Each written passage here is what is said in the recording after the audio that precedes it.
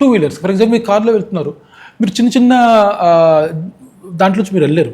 కానీ మనము ఎలా ఉంటుందంటే కార్లో వెళ్ళే వాళ్ళ స్వార్థం ఎలా ఉంటుందంటే ఆ టూ వీలర్కి సైడ్ ఇవ్వడు.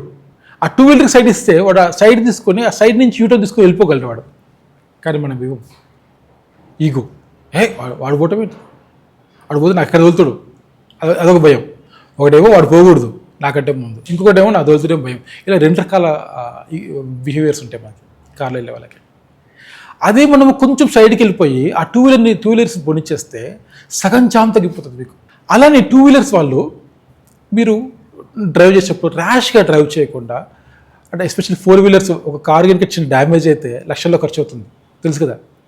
ఓకే, వారిని భయపెట్టకుండా కొద్దిగా మీరు సైడ్ నుంచి వెళ్ళండి, కానీ భయపెట్టకుండా కట్స్ తీసుకోకుండా అలా వెళ్ళటం ద్వారా వారికి కూడా ఒక భయం అనేది లేకుండా ఉంటుంది. బీపీ పెరగదు, బేసిక్గా ఇద్దరికి బీపీ పెరగదు.